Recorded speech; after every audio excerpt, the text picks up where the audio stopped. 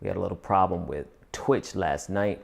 I'm hoping that we don't have that same problem tonight. YouTube is live. Periscope is live. Facebook is live. Still waiting on Twitch. Twitch is live. We are good. Welcome to another edition of You Up. We're just hanging, we're chilling, and I'll play a little funny video for you. Let's see. My voting is done.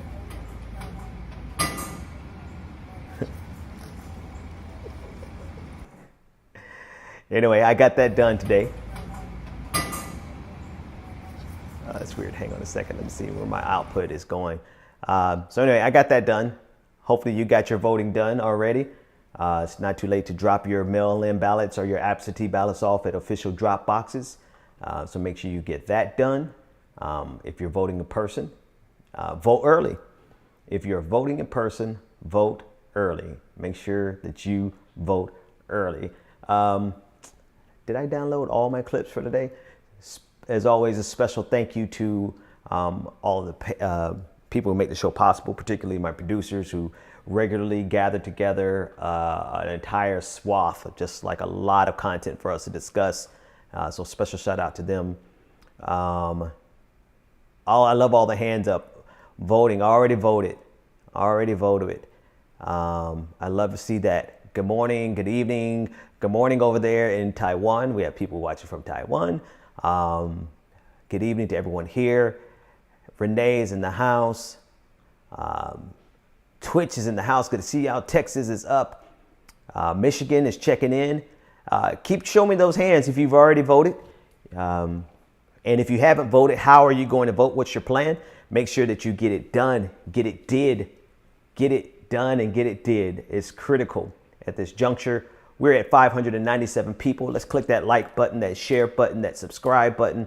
Let's get as many folks in as we can as I get ready to drop the first clip, going over what's happening today.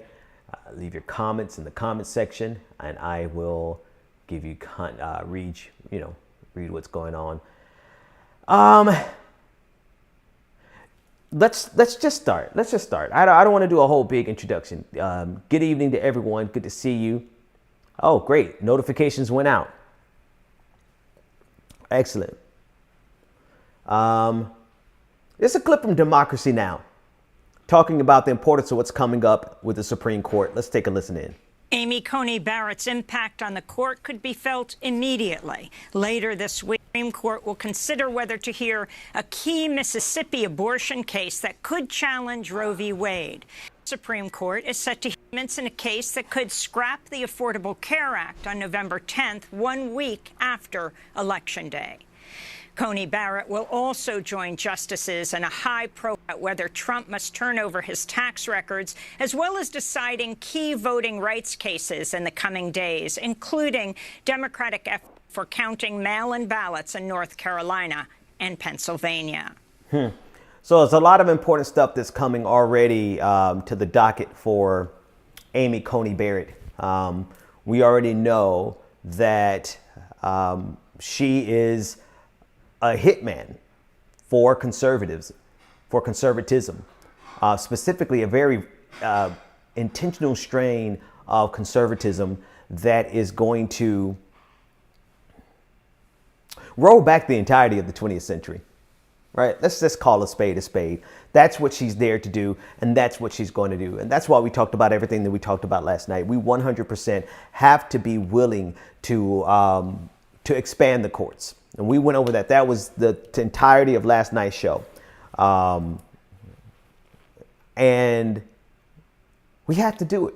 We have to have the commitment to it. We have to have the willingness to survive the gaslighting of Republicans, because you know that's coming.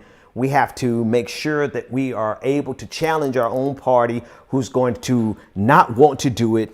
I mean, it's going to be a whole slew of things that are going to push back against us. But if we don't expand the courts, we are dealing with a conservative bench that is going to undermine the entirety of the 20th century, in starting with Roe versus Wade. starting with voting rights. I mean, in the first month, we're talking about the election that Amy Coney Barrett is going to rule on. We're talking about Obamacare that she's going to rule on. And we're also talking about Roe versus Wade that she's going to rule on.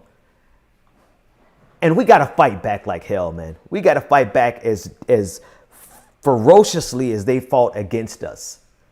Let's take a listen to this next clip from Democracy Now! I appreciate their coverage because it's always robust. One voting case was decided by the Supreme Court just the Senate voted to confirm Amy Coney Barrett.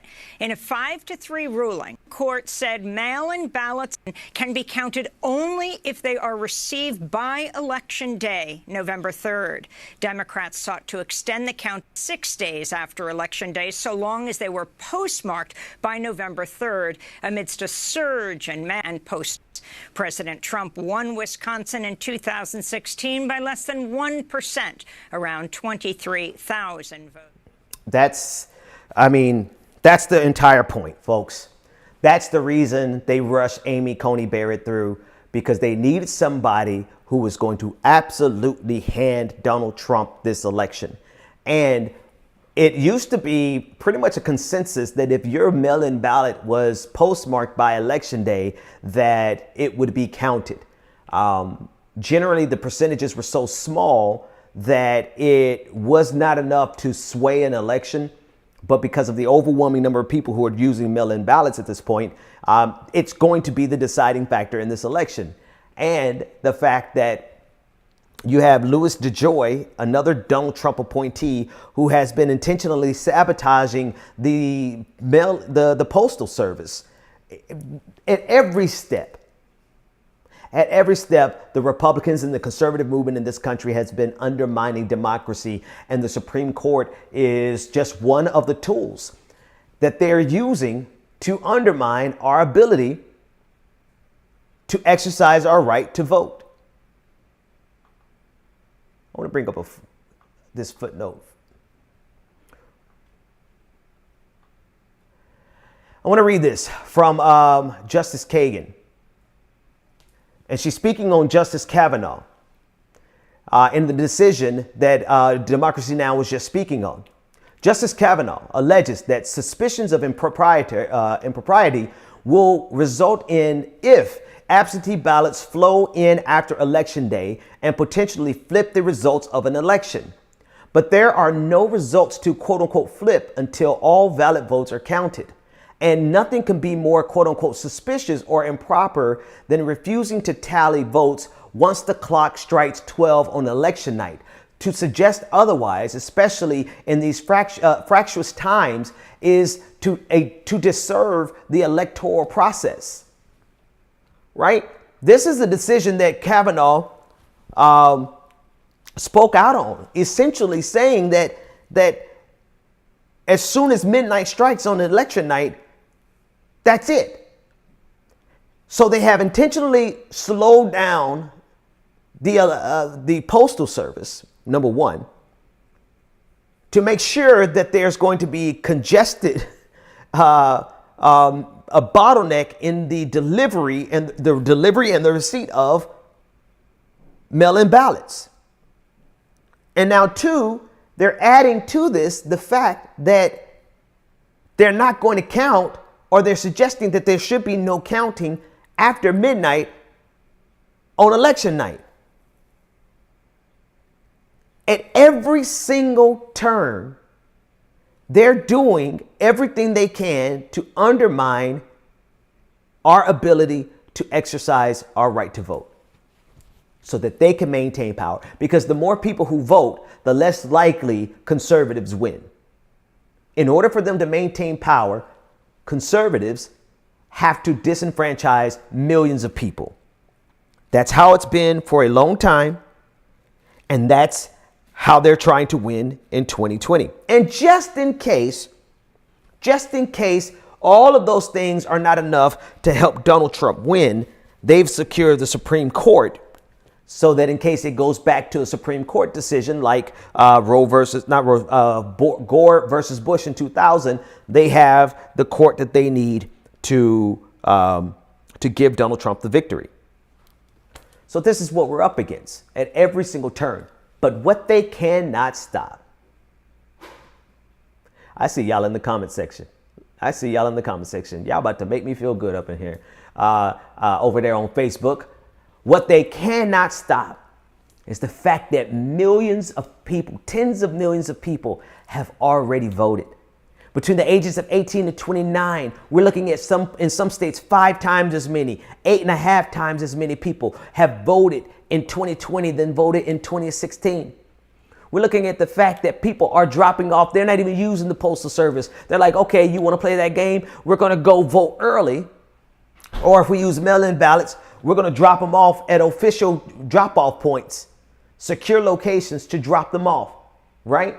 So that we don't even have to worry about the bottleneck that the Postal Service set up. Louis DeJoy did everything he could. We don't have to worry about that.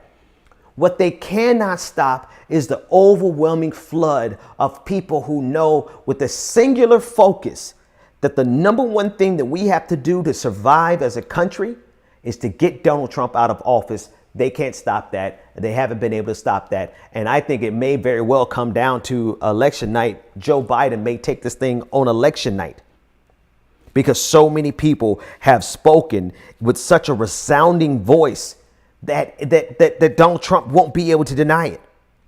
So many people have stood up and done what had to be done already that Donald Trump cannot deny it. Let me play. I want to talk about COVID-19 in a second. Before I do, I want to finish up talking about this election, about what's coming up, what's coming around the corner.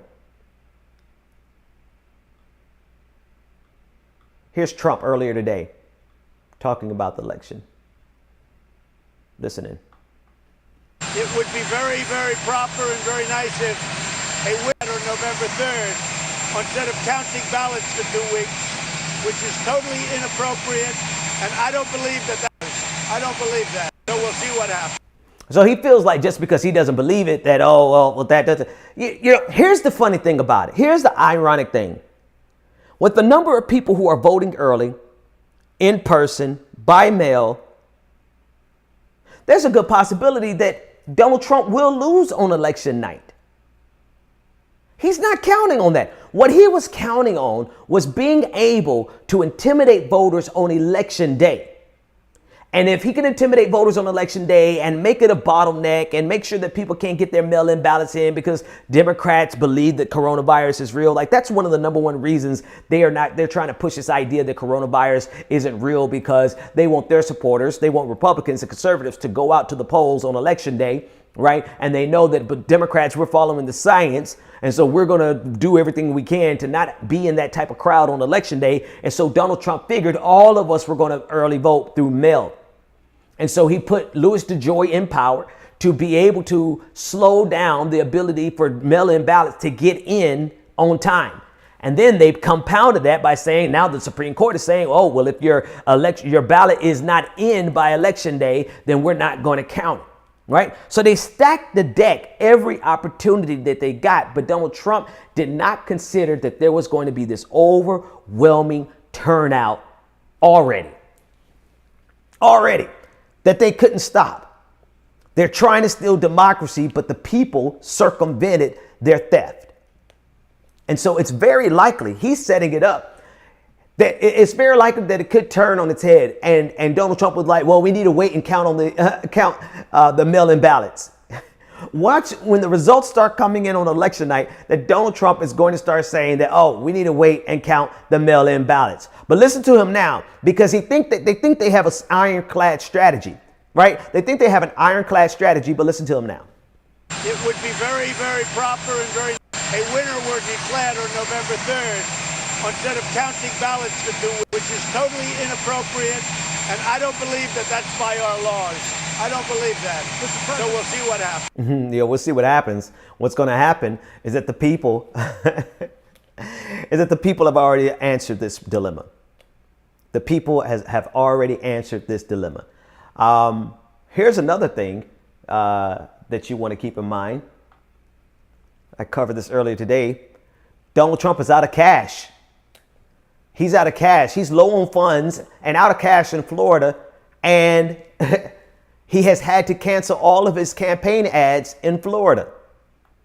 All of his campaign ads in Florida have been canceled because he's out of money.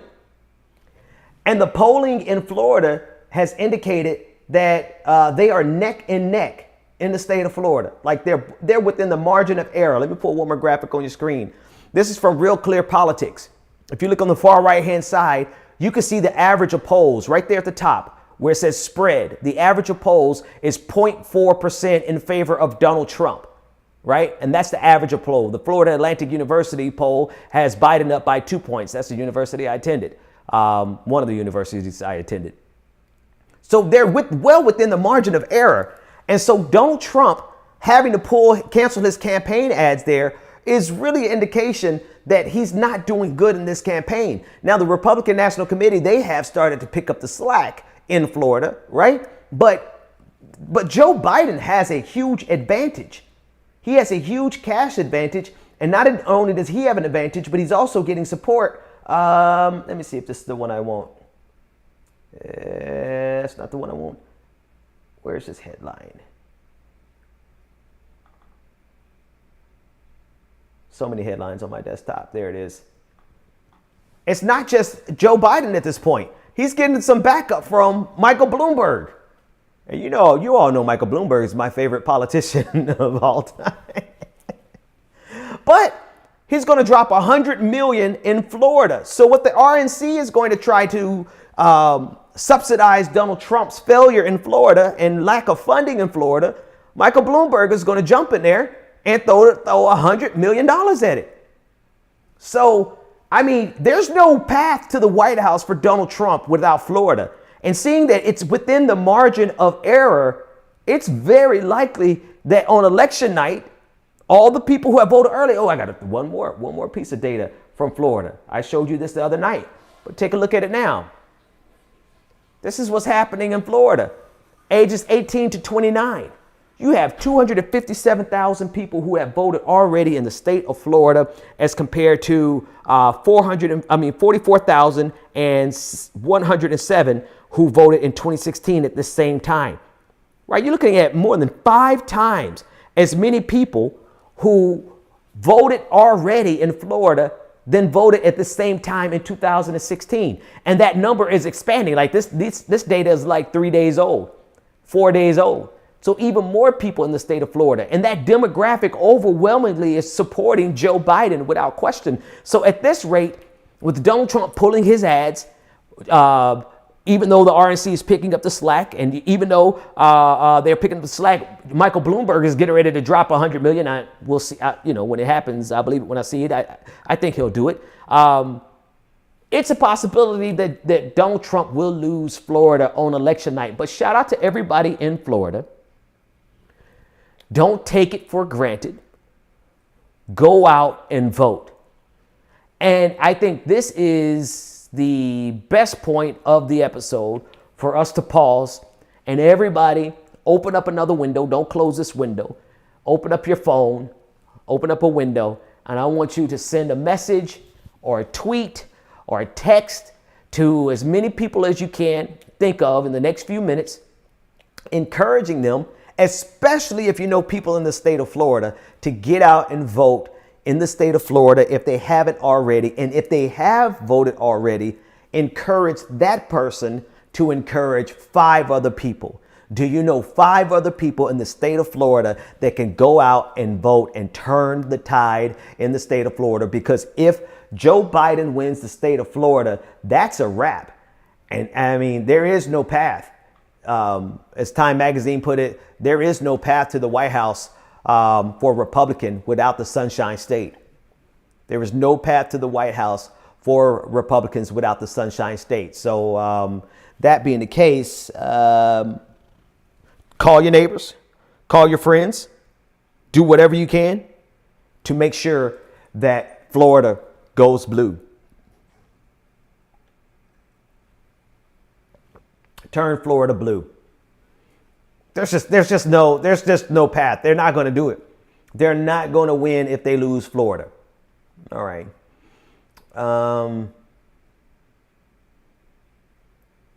see if there's anything else on the election that I want to cover. I want to get a couple of your comments on the screen. Rien said, turn that blue. Una Olson on Facebook says, Florida needs a change. Jamal on Facebook says, turn it blue. Born Beauty Star said, let's hope Texas goes blue, Arizona and Georgia. Right. And this is just the first move. This is just the first move. What we're going to do after that is we're going to expand the courts.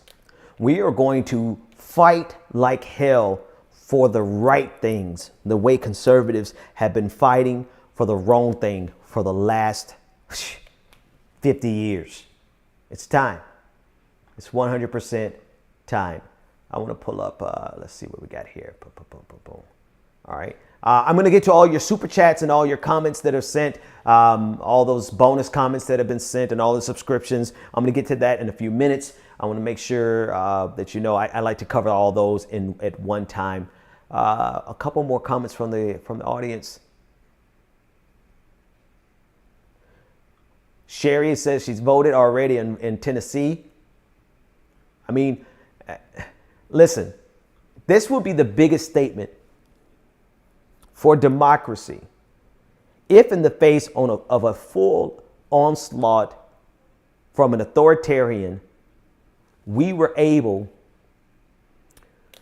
to still win. Right? A lot of people, and it's true that we should be disgusted with the fact that this is the state of our democracy. It is true. But it also should bring us a sense of hope that we're still able to triumph over the all-out assault on democracy that's coming from Donald Trump and the Republican Party and the conservative movement.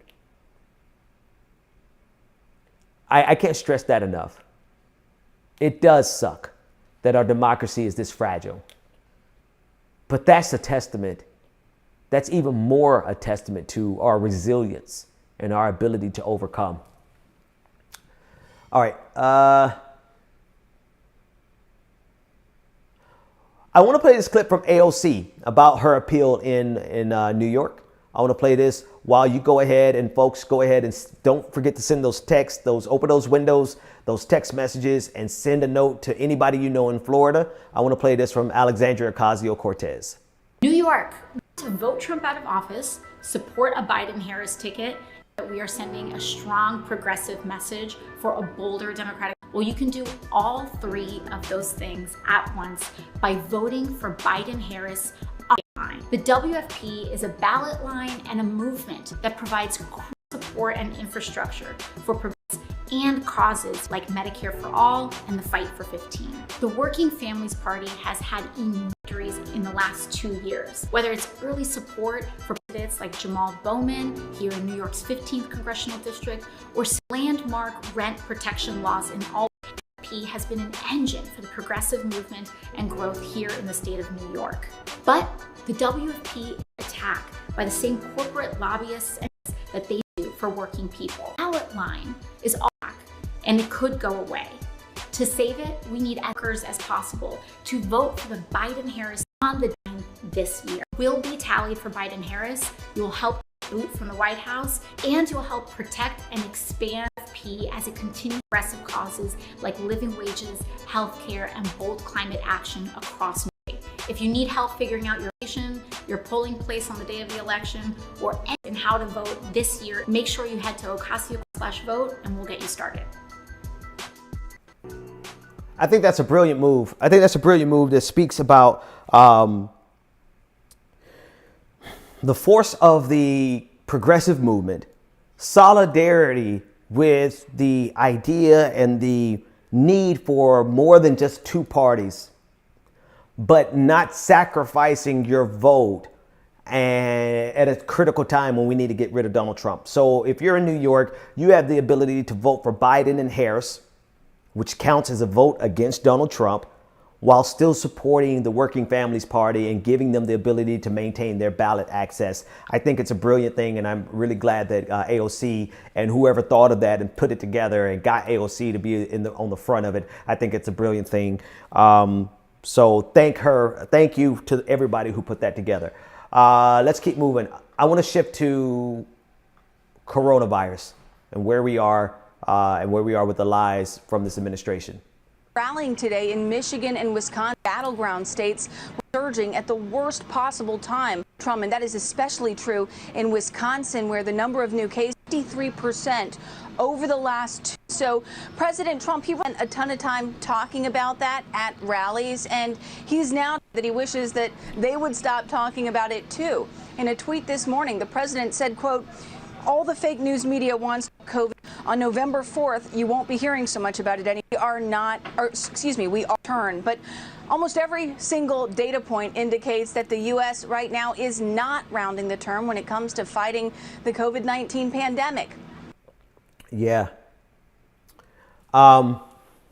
Somebody else on Fox News, I didn't see it, but I just read the headline. Somebody else on Fox News said, can you imagine FDR complaining about all the media wants to talk about is World War II, World War II, World War II?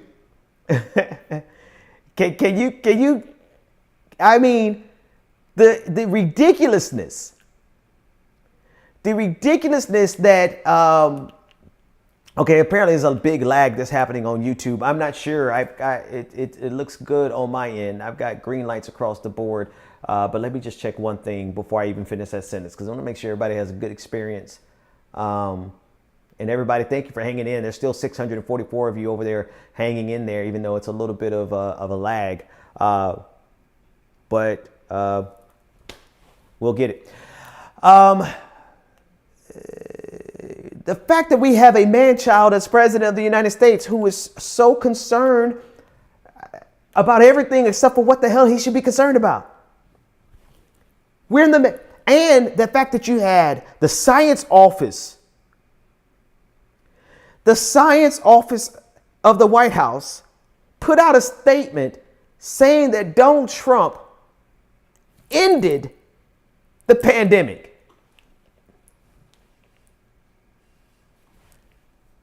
I'm sorry. Tell that to all the people. Oh, the clips are what's freezing. Okay. Tell that to all the people who are currently infected. The 70,000 people who were infected yesterday, the 80,000 who were infected on a single day over the weekend. They have the nerve to come out and say that we have turned the curve, turned the corner. And it shows you, man, I'm be honest with you. Yeah, Nick. Yeah. Because 2 + 2 = 5. Because 2 + 2 = 5.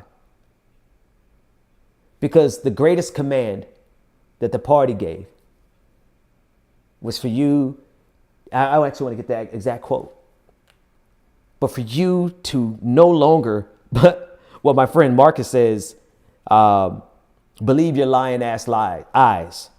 Don't believe your eyes. Don't believe what you see and you observe. Don't believe what the fact that people are dying around us. Don't believe any of those things. Just believe what the party tells you.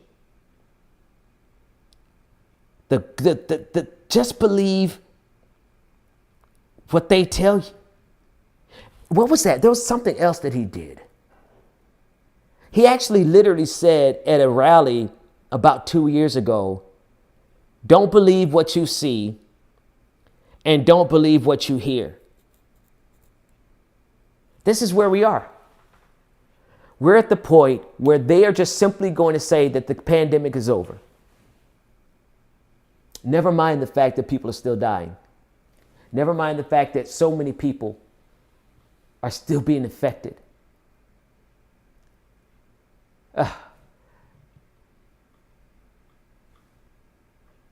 You'll see. You know, they used to always say that Europe, look at Europe. Count their cases totally differently. But look at Europe. Well, they have, you know what? It's going to go down. And we had a spike. We had a spike in Texas, Arizona. It's all way down to very low. But I'll tell you, all they want to talk is COVID. But the good news on the 4th, can you watch? They'll stop talking. You get out, that red wave, just get out. We have to win this election, important election we've ever had. We this radical left socialist take over. And I've been saying it now for a long time. There's this inclination, a group of people, our country will be a socialist nation. We All right, so apparently I'm having the trouble is with the clips, and I'm gonna be honest with you, I'm actually tired of talking about the clips. I'm tired of seeing these fools, these morons. I'm tired of seeing the idiocy. I'm tired of seeing the disingenuousness. I'm tired of seeing the lies, the lies, the lies. Can somebody drop me the link of Candy Burris saying the lies? I am so tired of them telling us to deny what we see and using the boogeyman of socialism. The beautiful thing about them using the boogeyman of socialism, let me take this out my ear, because I'm not going to play any more clips. I don't think I'm going to play any more clips. The beautiful thing about them constantly fear-mongering around socialism is the fact that it's wearing off. The efficacy of that attack is wearing off. And we are moving into a place where there's going to be a majority of people who are no longer afraid of socialism.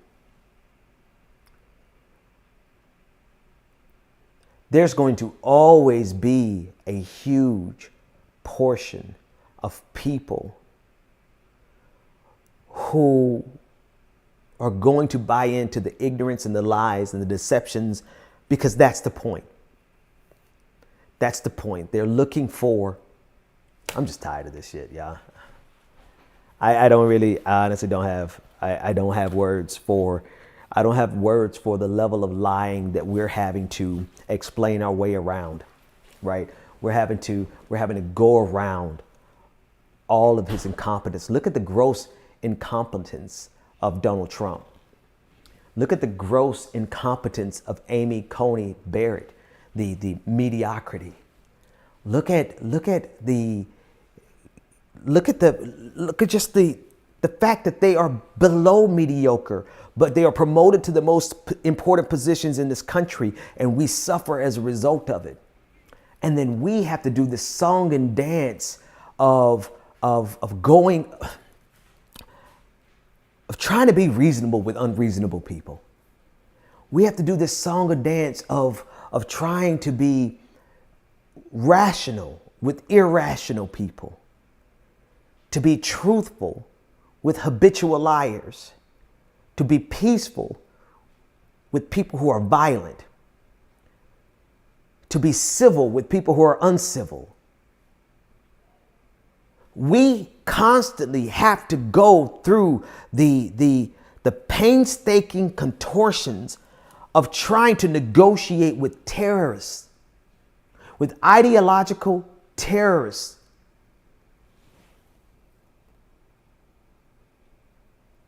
And the ultimate result of it is the constant setbacks for progress. We're constantly dealing with a segment of sociopathic liars who are so obsessed with their dogma that they create this entire alternate universe of lies that are so patently obvious to anyone who's operating in good faith. But we have to entertain their lies as if it's the counterbalance to the truth. Like it's a reasonable argument.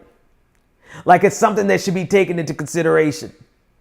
Like we really need to slow down and analyze these lies that otherwise should be just dismissed and never heard from again. But we got to give them our time.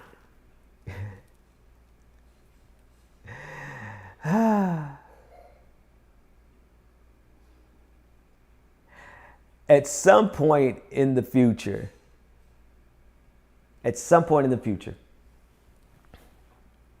we're going to get beyond the idiocy of our present. At some point in the future, we have to break free from the idiocy of our present. Because at present, we have to deal with Donald Trump's incompetence, mediocrity, and lies in the most powerful position on the face of the planet. We can't make a single step towards progress because we are fighting against a barrage of hypocrisy, mediocrity, and lies. But we are 7 days away. Come on, somebody. We are 7 days away.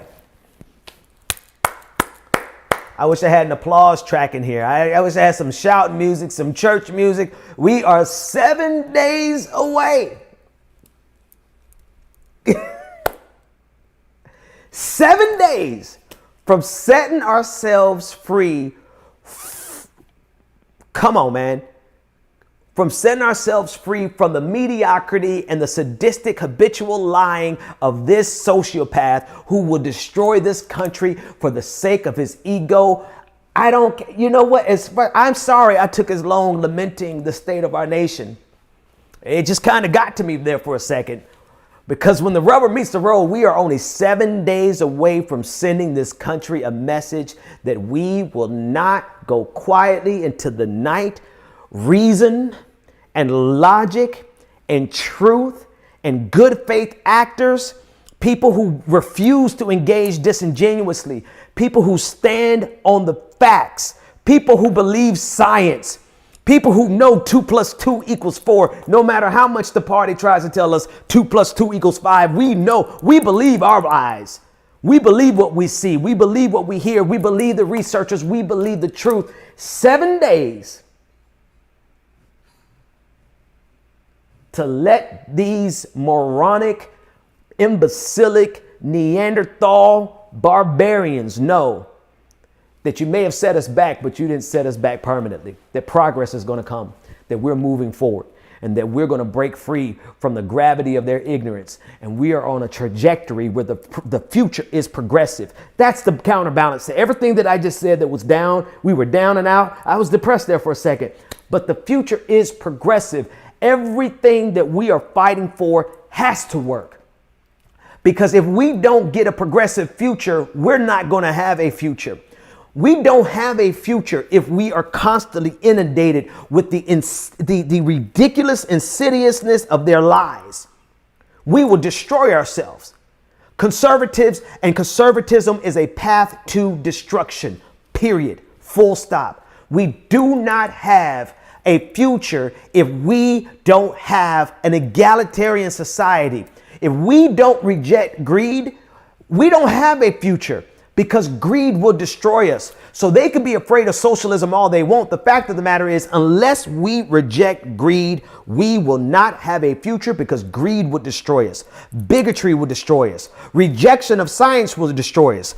Lies will destroy us. In other words, 1, 2, 3, 4, 2 + 2 = 4. Conservatism will destroy us. 5 fingers. The future is progressive. And one thing that we are going to learn the most is that we may have messed up in 2016 as a collective country, and we may have let these barbarians win, and we may have let them have a season to stretch their legs. But the people who fight for justice, the people who fight for progress, the people who fight for the marginalized, the people who fight for truth, the people who fight for truth, the people who fight for truth have been lined up voting. They have been lining up early voting. They have been taking the risk. We may have messed up, but Tiffany Bird said, but we learned. Y'all may have got us in 2016, but you're not getting us in the year of our Lord 2020. You may have got the Supreme Court with Amy Coney Barrett, but we're going to expand the courts on you. And we're going to expand and we're going to reform the entire judiciary. And if this particular batch of Democrats are not up and equal to the task, that's quite all right, because we got about 200-300 people who are going to primary them and make sure that we send up a batch of leaders who will make sure that we fight like hell for a progressive future, the same way conservatives have fought like hell to take us back to the Gilded Age.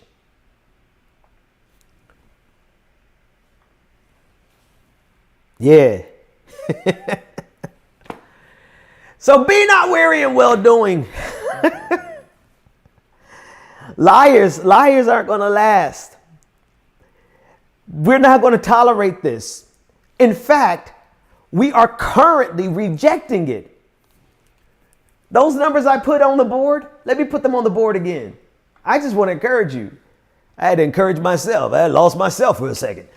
Those numbers, the number of people who have voted already in 2020 as compared to 2016 is a full rejection of the lies of Donald Trump. It is a full rejection of the lies and the disingenuousness and the bad faith actors that are the conservatives. It is a full rejection of people who reject science. It is a full rejection of people who would distort the truth for political gain. It is a full rejection of the fact that they stole 2 Supreme Court seats.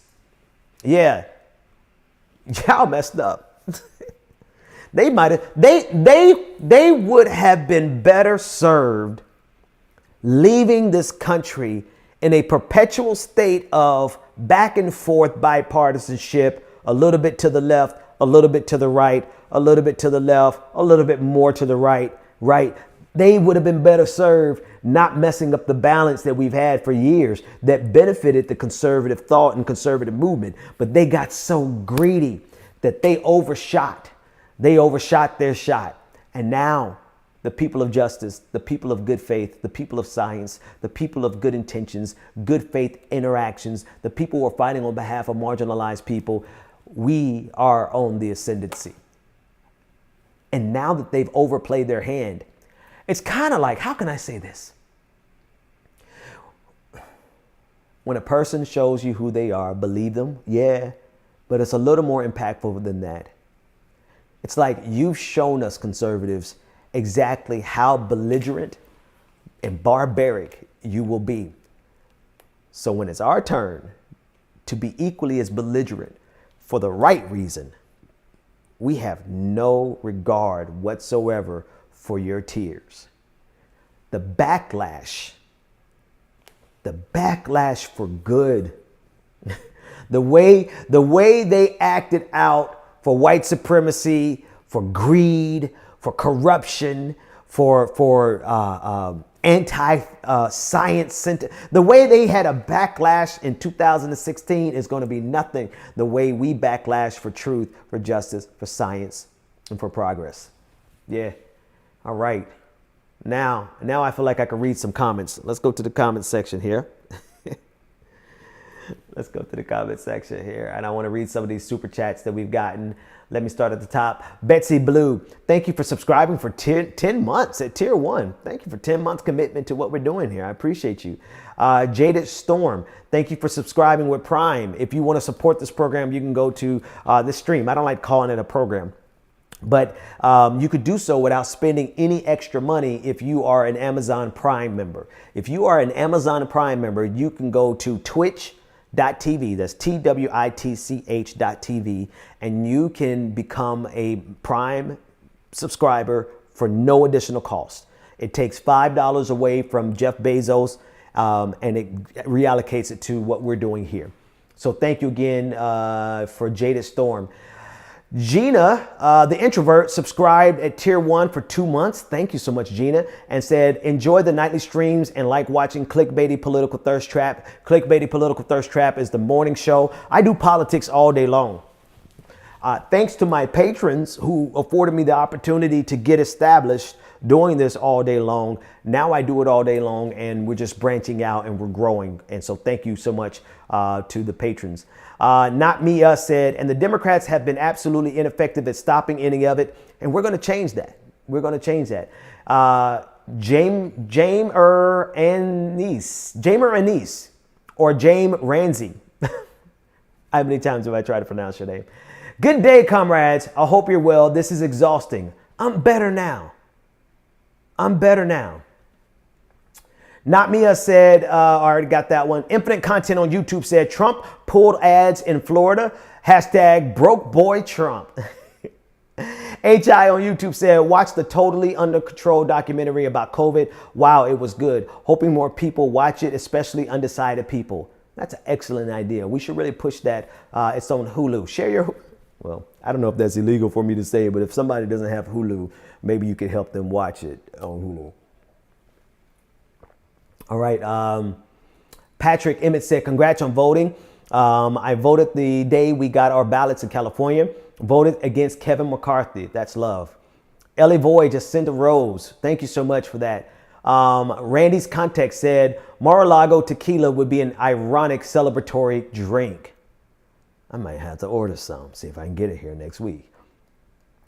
Sarah said, freedom of the press was a question Barrett missed during the hearings, and Trump now wants to make criminal any unflattering coverage by said press. I saw that story, and I have not had a chance to dig into it, but I will dig into it before the podcast tomorrow.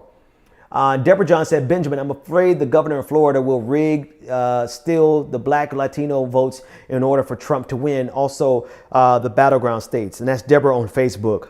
Thank you for sharing that. Miriam Obus on YouTube, Super Chat said, love your work, Ben. I'm also proud of you. Keep up the great work. Thank you so much. Thank you. I really appreciate it. This mouse pad is so far. I'm leaning all the way over. Oshana on YouTube said, fearsome. Mainstream media pushing for Clarence Thomas' resignation since 2018, potentially giving Trump 4 SCOTUS seats.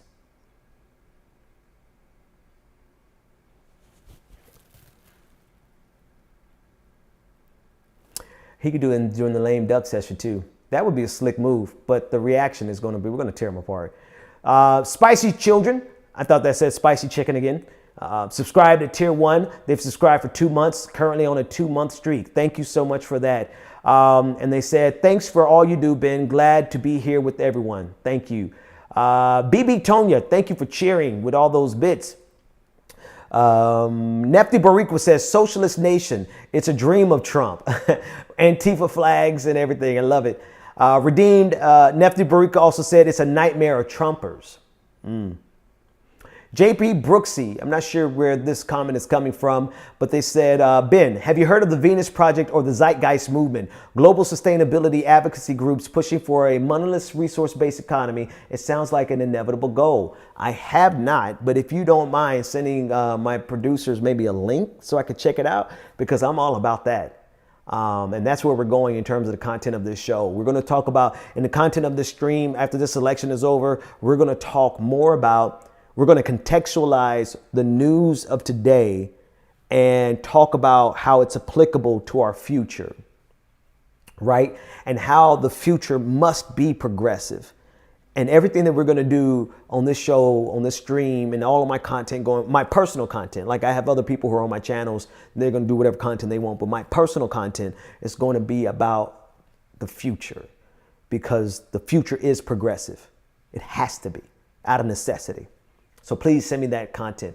How long he got the Washington Post article about Rona outbreak article amongst Fox News hosts in his Twitter DM. Infinite Content. Oh, did I get that article? Yes, I did. Let me see if I can pull it up and discuss. I thought 2 + 2 = fish. 2 fish and 5 loaves of bread, my boy. Infinite Content. Preach that Ecclesiastes 3. Reverend Ben. It don't matter. It doesn't matter really how much I sip on my wine and drop my F-bombs. Y'all gonna always make me a preacher. All right. That's okay. Wait till this coronavirus. Let me tell y'all something. When this coronavirus is over and we beat Donald Trump, y'all gonna think I lost my damn mind. I'm gonna be running around the church. Ah! I'm going to be running around shouting and yelling and celebrating. Whew. Neptune Parika said, Benjamin Dixon 2024. Hello, somebody.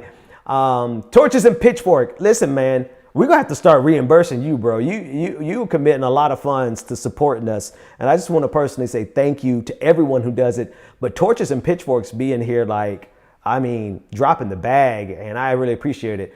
He said, Ben, I'm in the middle of watching Enslaved, getting my heart broken. Visceral as F. Fellow white people, watch it. See you in the morning, brother. Enslaved. I have not seen it myself, so I'm going to check it out. Just Me says, how do we fight against a stacked Supreme Court that will hand Trump the election by stopping ballots from being counted like in Wisconsin? We stopped them by not giving them ballots to count. We stopped them by not waiting until election day to get our thing postmarked. We stopped them by dropping off those ballots right now. Everybody who has a ballot, go drop it off right now. And there's literally nothing they can do to stop it. Nothing. Nothing. That's how we stop it. Zach Price said, passing the plate tonight, Prophet. Y'all would try to make me a preacher. I'm trying to be a media mogul. I'm trying to be, have the lifestyle of a media mogul. Y'all gonna make me go get in somebody's pulpit, huh? It's all right. A guy from chat said, that's their Twitter handle. I mean, that's their YouTube handle. A guy from chat said, thank you for the super chat. And this is what a guy from chat said. They went all in on nines on the river when we've been sitting on pocket aces. They went all in on nines on the river when we've been sitting on pocket aces. Now, folks, the one thing that I like more than politics is poker. So I appreciate this analogy. But I'm gonna alter it just a little bit because I don't think they went in with like pocket nines, right? I think they had a pretty decent hand. I would say they went in on jacks. And let me tell you something. I've lost a lot of money playing pocket jacks because I got my head split by pocket aces. And it's hard to tell when that person is slow walking you. Here's what I'm talking about. We have the winning hand. We have not had the best leadership representing that hand. But at all times, progressives, we have had the winning hand because of what we believe in and what we fight for. Republicans and conservatives, they just played their hand full. They've shown us every technique that they would engage in, every lie that they would tell, every bit of gaslighting that they would use to gaslight us, every bit of manipulation and propaganda. They have shown us their entire hand. And we've been sitting back trying to play nice with them, trying to give them an opportunity to not get their head split with the pocket aces. But they had to play it anyway. And so now it's time for us to play our hand. Deb Atkinson, thank you for that contribution on Super Chat. The Netoist said, yo, the amount of people voting early in person where I am in South Carolina, stunning. People are pissed. And I think it's enough. I think enough gets it do or die. And I think enough gets it do or die. Oh, and I think enough people get that it's do or die. I voted yesterday, hour and a half wait, short time, apparently. And first of all, thank you for staying in line that long, Netoist. And thank you for reporting that because it's encouraging. Mark McKeever said, drop my ballot off at my city hall in Arizona. From parking lot to clerk's desk and back took a total of 4 minutes. 5 other people seen with ballot in hand. Beautiful. Black Red District subscribed on Twitch with Prime. Again, that's a wonderful way for you to not have to spend any extra money. If you have Amazon Prime, which most people in America do, you can take $5 from Jeff Bezos and reallocate it to support the stream. Jamil Salami, thank you for that super chat. Neptune Barrico said, no, I only want Trump to lose. I want him to, I love this. No, only I want Trump to lose. I want him to go to jail. It would be the icing on the cake. Lock him up. Brad Mara on Twitch said, I'm under the voting age, but I got my mom to vote and send her ballot. Y'all give this young man or young person some love in all the chat rooms. Brad Mara, thank you for representing even when you couldn't vote. Crazy Hawaiian and PA said, gifted a tier 1 sub to Chai. You have gifted 7 subs to this channel. That's love. Thank you so much. That is love. Nefta Barika is chanting, lock him up. Lock him up. Lock him up. Nefta Barika also said, Tina Turner. I think she means Nina Turner, VP. Hello, somebody. Gerald Dubois said, did I ever name this squad? Hashtag Dragon Squad. So we have a squad in the morning. What I do at night, what I do on my podcast, anything I do with me personally, we've always been known as Progressive Army since just the Progressive Army since I started this like 6 years ago. So everything that I do personally is hashtag Progressive Army. What I do with the fellas in the morning with the morning trap, we are now the Trap Squad. It's just a way for us to identify everybody, and it's love. I appreciate it. All right, let's get back to it. We still have 1,222 people who are kicking with us. I'm just playing it forward. Thank you, Crazy Wine. I really appreciate that. People like him don't ever get up from Luna Daya. You might be right, but we might surprise ourselves. Aaron Davis says, shout out to Brad. A lot of love for Brad in the chat room. Brad, thank you. Good job, young man, young person. Big ups from Jonathan. Thank you all. Thank you all for showing some love. I'm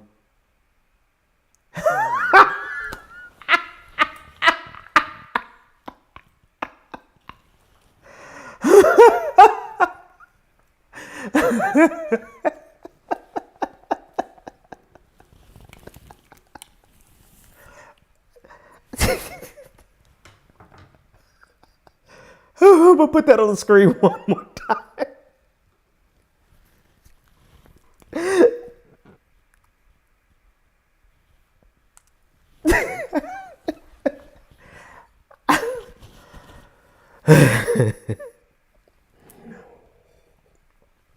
Man, that took me out. That took me out. That took me out.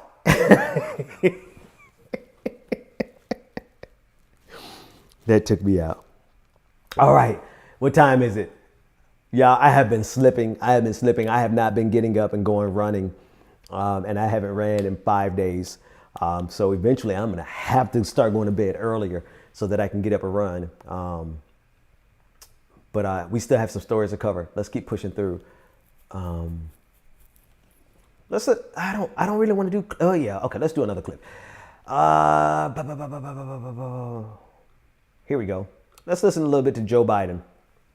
At the debate last week, Donald Trump, we're rounding the corner. As my grandfather would say, he's rounding the bend. He said it's going to go away. We're learning to live with it. I told him, we're not learning to live with it. You're asking people to learn to die with it. And it's wrong. Donald Trump has waved the white flag, abandoned our families, and surrendered to this virus. People don't give up. They don't give in. And surely they, and neither will I. I have a plan to deal with this pandemic responsibly, bringing this country together with testing, tracing, and masking. It's estimated that if we wore masks for months by his own experts in the CDC and other agencies, if we wore this mask the next few months, we'd save 100,000 lives. 100,000. Think about that, folks. If we had a mask mandate, we could save 100,000 lives. Can you just think about that? If we had a mask mandate, we could save 100,000 lives. And they don't want to do a mask mandate. Wow.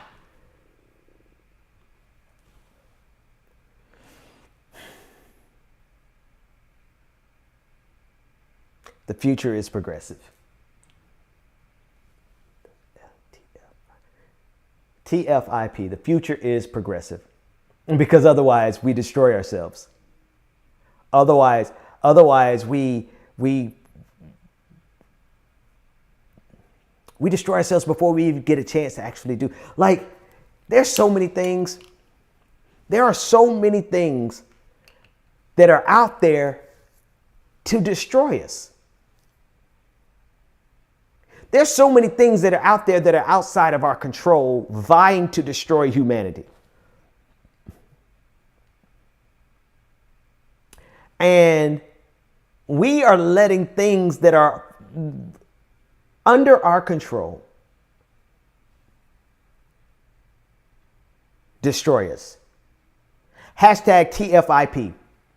We're going to start using that. The future is progressive because it has to be. Because if the future is not progressive, then we destroy ourselves. And I'm not talking about like the cliche definition of progressivism. I'm talking about the pure, unadulterated fight to make sure that everybody has enough, that everybody can thrive and not just survive, that we believe science, that we put science first. Can we, I'm not even remotely, in no way possible can I ever be considered to be a scientist. Because my attorney was laughing at me the other day when I messed up a basic algebra equation. And I'm ashamed of that because I used to teach algebra. But damn it if we don't put science first. Science has to lead. Science must lead. Science leads. It has to, or we're going to destroy ourselves. So I don't care what you call it. But right now, everything that we need to survive as a nation, no, scratch that. Everything that we need to survive as individuals, everything that we need to survive as a nation, and everything that we need to survive as a species happens to be underneath the progressive banner. I don't care what you label it, but right now, the future is progressive.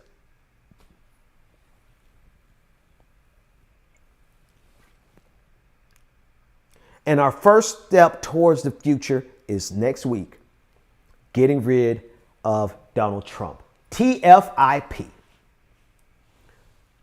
You know what? That's my banner.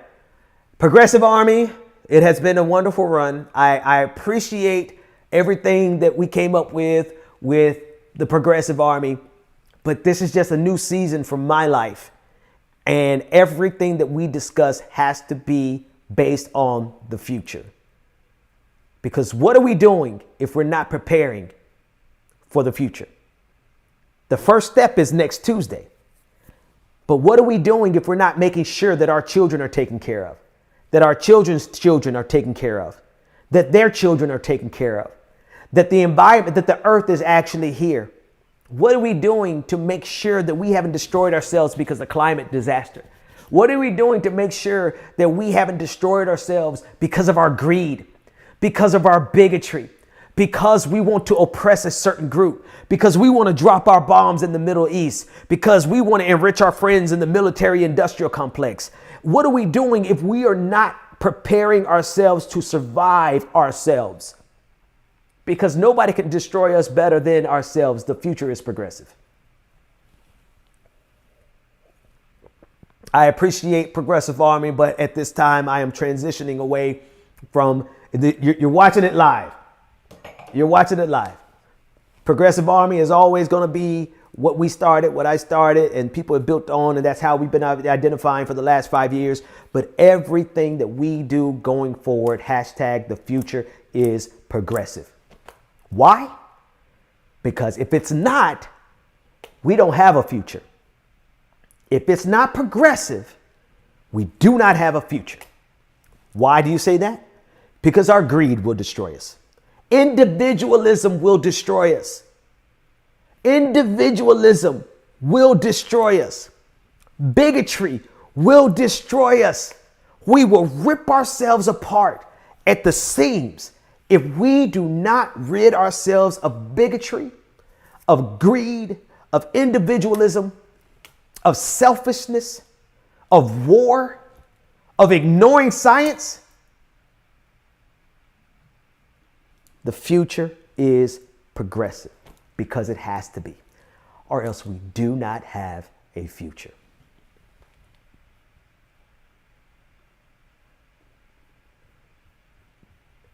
Let me read some super chats.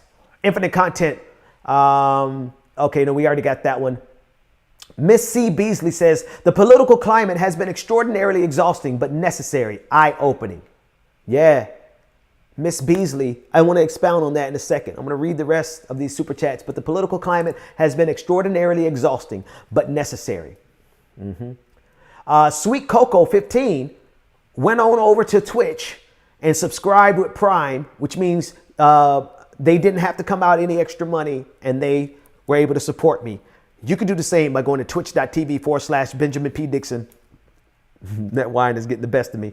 And support, donate your Prime membership. Betsy Blue is gifting 5 Tier 1 subs to Benjamin Dixon's community. Wow. And share 25 emotes. Wow. That's love. Thank you, Betsy. Jamer Rancy. Okay, Jamer Rancy. Janice. I have consistently ruined your name for the last 2 months. Can you please give me like, not the, I could spell it phonetically, but where do you divide up your name? Progressive Army, Jagger Squad, and TYT Army, I'm all in for it. Cat Betty. Oh, hey, Cat. We've known you for some time, I feel like. Said, I will not let anyone walk through my mind with dirty feet. Mahatma Gandhi. Thank you for that. Infinite Content said, Ben, the GOP tried to run a dirty dime on us, but they didn't know that we had a solid 5. So now it's time to set their asses. A spade reference. Now, I prefer poker over spade, but I grew up playing spades, and everybody who's listening and grew up playing spades knows exactly what you're talking about. Rain B, thank you for the super sticker. Sean Erdwin said, my biggest problem is a Democrats and Joe Biden turning into milquetoast party and seeing the Republicans run them over. And this is what's critical. Thank you for saying that, Sean. Because we have something that we didn't have in 2016 or 2012 or 2008. We have the ability to primary and remove them.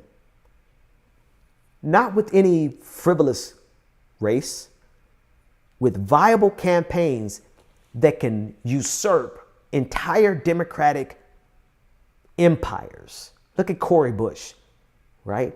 Look at Jamal Bowman. Look at Mondaire Jones. We have the ability to get rid of this breed of Democrat.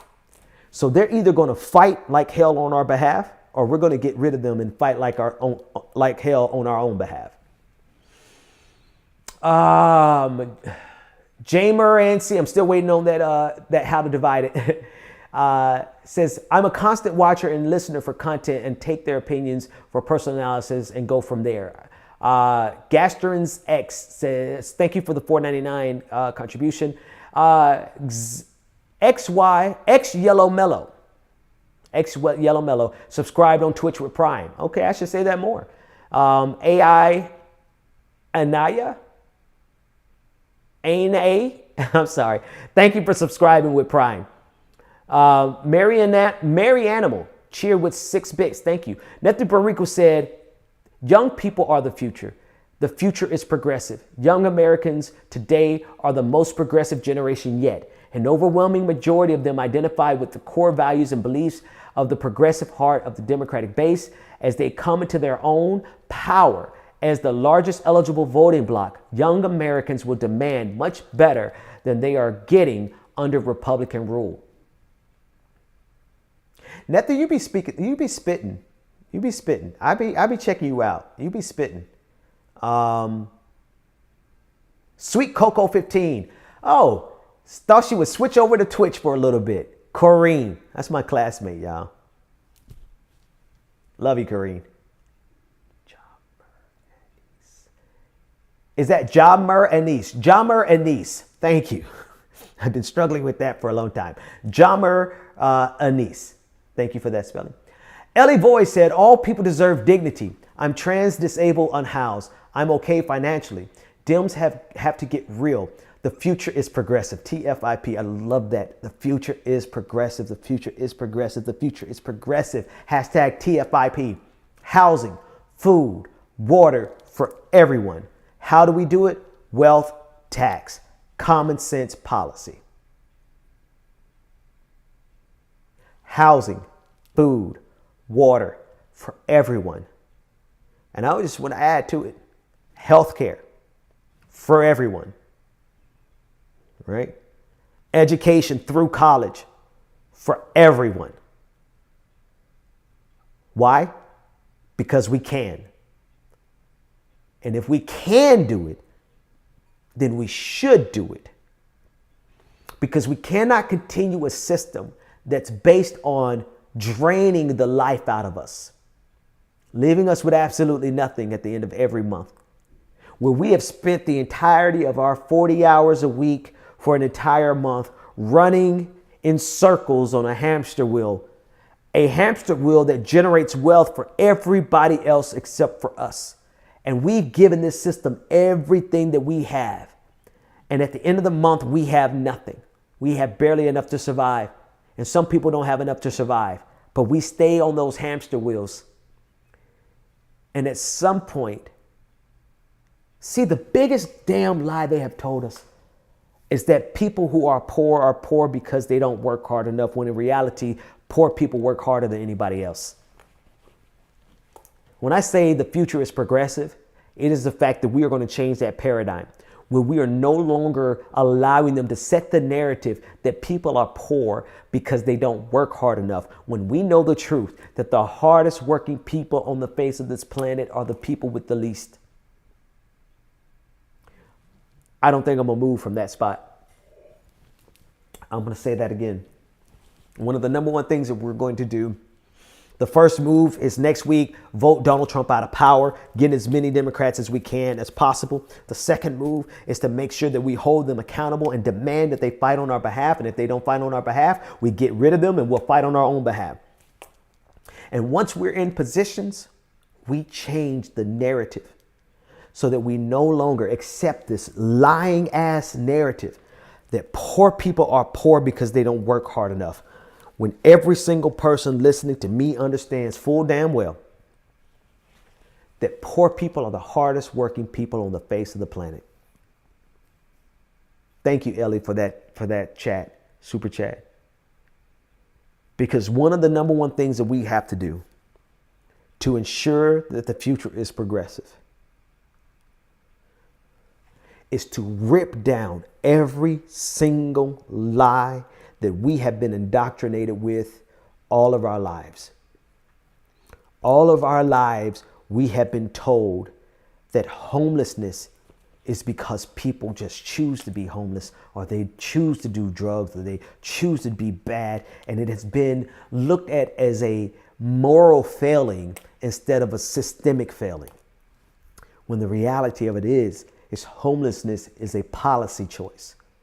There's literally no reason for homelessness to exist in this country, truthfully across the entire globe, but in this country, we have to fight back against these lies, these narratives that have become so commonplace. And so when we win back next Tuesday, when we win back the White House and the Senate and the House, we hold Democrats accountable. This is their only opportunity. This is it. There is no wait 4 more years. There are no excuses. There are no excuses. And if they're incapable or unwilling to do what is necessary on behalf of the people, then we will respectfully put them out and do it ourselves. And the very first thing that we're going to do is we're going to win the narrative. We're going to win the debate, and we're going to convince this entire country to flip everything that we've been taught on its head Poverty is not a moral failing. It is a political failing. Homelessness is not a moral failing. It is a political failing. It is a policy failing. Hunger is not a moral failing. It is a failing of our leadership. It is a failing of our system, because we have created a system that is rooted in greed and celebrates the very worst in humanity. No, it rewards the very worst in humanity. And everything that we celebrate and everything that we reward in this twisted, sadistic system that is rooted in greed, the love of money, right? We literally have a system that's rooted in the love of money, and their own Bible, my same Bible, my Bible, but their Bible tells them that the love of money is the root of all evil. And yet we have created an entire system that's rooted in that evil.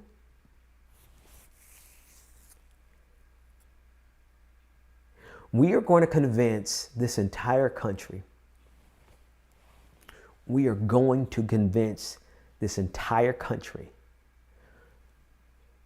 that in order for us to survive individually, collectively, and as a species, that we must reject greed, that we must reject every lie that was taught to us, then we must reject the idea that people are poor because they didn't work hard enough, when you and I know the truth, that every single poor person in this country works harder than any millionaire.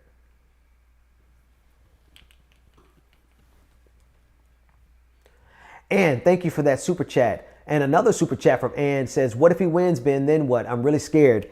If he wins, then how would that be different than any other day? One of the most compelling scenes in Matrix Reloaded was when they were trying to decide about moving forward with their plan. And they were like, well, what if we fail? And in the movie Morpheus, Lawrence Fishburne said, then tomorrow we very well may be dead. But how is that different than any other day? If we lose and Donald Trump wins, how is that different than any other day? We still fight like hell. We still make sure that the future is progressive. We still make sure we fight even harder. We get rid of the Democrats who aren't able to fight like we need to fight. We keep pushing because we don't have a choice, right? It's either we keep fighting or we surrender to despair. We either rage or surrender to despair. And I'm just not the type to surrender to despair, and I don't think any of you are either. Infinite Content said 1950s levels of taxation, period. And you know what's funny? What's funny? Not to tell you all my business. What's hilarious is that by the time we're ready to actually tax people, wealthy people at a sufficient level, I'm going to be in that tax bracket. I got a book I'm working on. That book probably going to sell a whole bunch of books. I know how to make videos go viral on a regular basis. And you know what? Good. Tax me. Because I want you to tax all of them. Because I ain't going to be that rich. I ain't going to be that wealthy. There's going to be plenty of people on top over me who need to be taxed even more. But that said, it's just funny how that works out. By the time they start forgiving student debt, I might be priced out and not be able to get my student debt forgiven. Because I got a lot of student ass debt. Like the majority of my debt is student debt. I don't think I got but a few $1,000s in credit debt. Everything else is student loan debt. And by the time we get around to forgiving student loan debt, they're going to price me out. But that's all right. You know why? Because we're not in this for our individual gain. We're in this for the collective good. And that's the mindset that we got to have. We cannot betray our beliefs just because they're inconvenient for us at the moment. Yeah. Nikki Nick is gifting 1 tier sub to the community. Thank you. And some emotes. Thank you. Neti Barrico dropping that fire said young Americans who want an economy that works for everyone, not just the wealthy and powerful few. More than any other generation since the Great Depression, they are suffering the effects of our dangerously imbalanced economy. They are the first generation since the Great Depression with the least projected economic mobility and financial security. Young Americans refuse to accept this and are fighting to change it.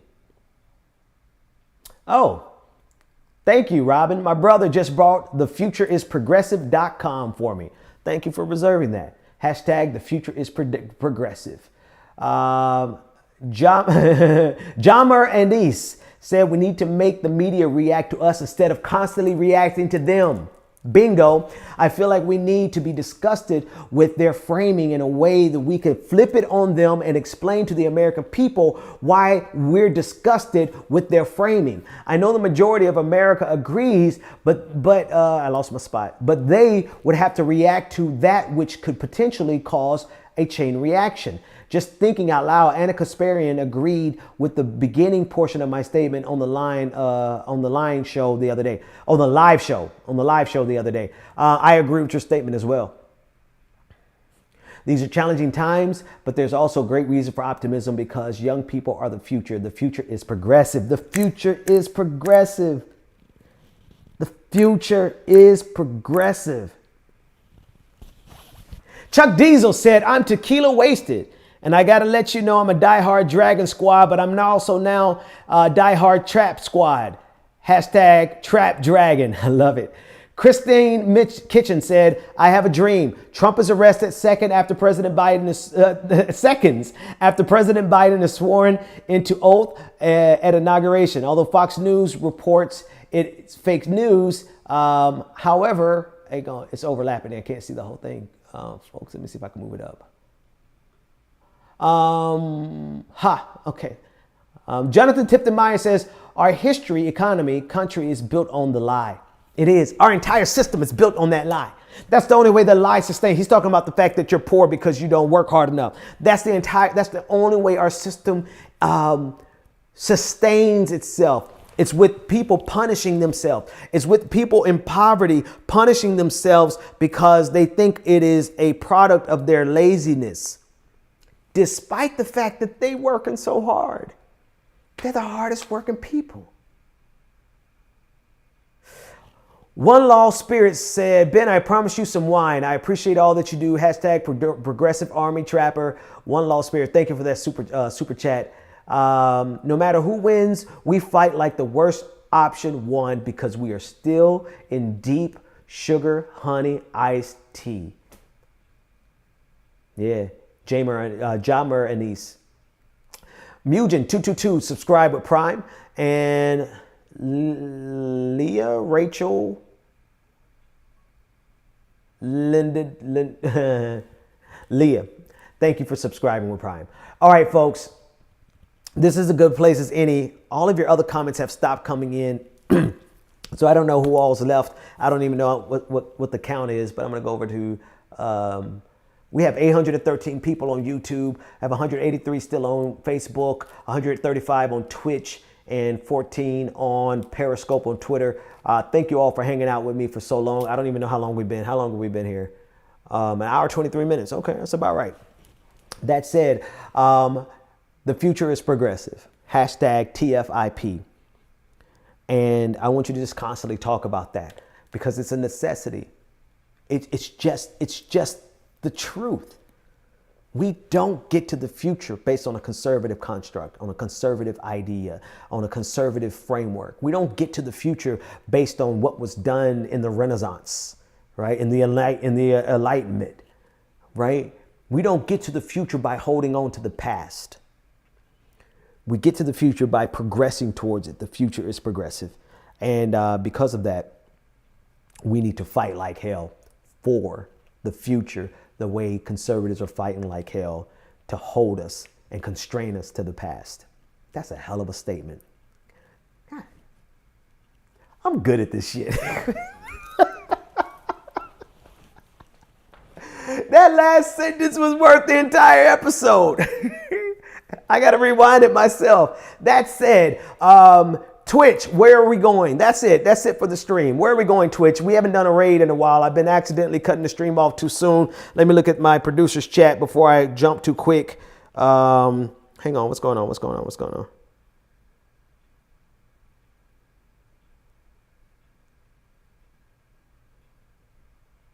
Okay. No, I thought I saw some bad news in the family chat, but I was reading it wrong. Producer's chat. Oh, okay. So David thank you to David over on Twitch, the producer who's watching via Twitch. He's been making sure we get raided we raid somebody every night. Jake, thank you for sending me that article. I'm going to, you know what's messed up?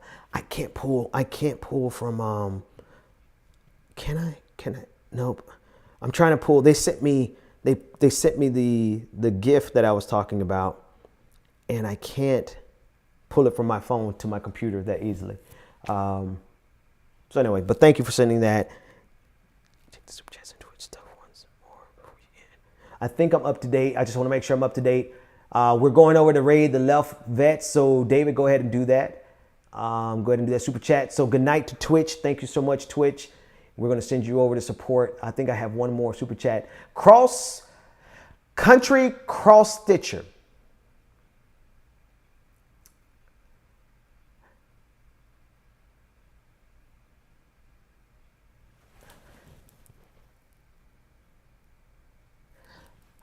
I'm just digesting what you're saying here.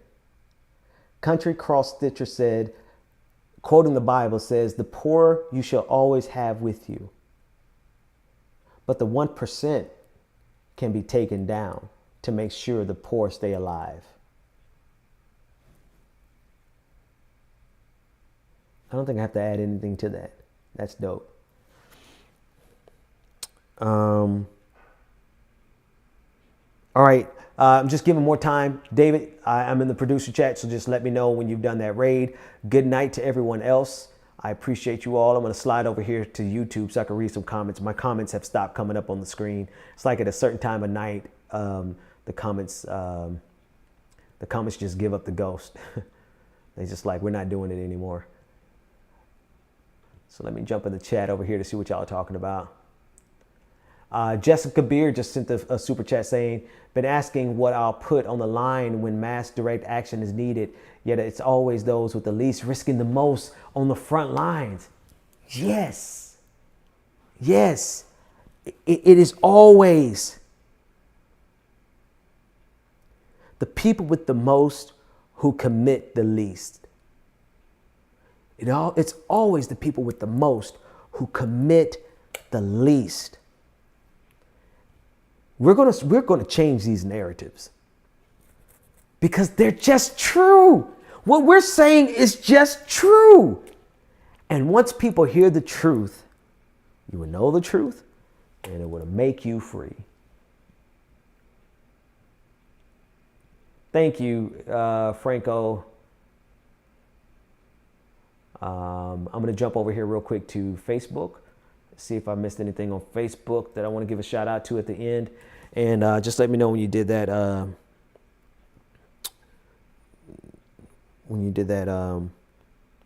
That raid. I'm going to my channel. I just want to read the comments over here. 150 people still hanging out. Y'all still hanging out. The show, the stream is over. Good night, Rita.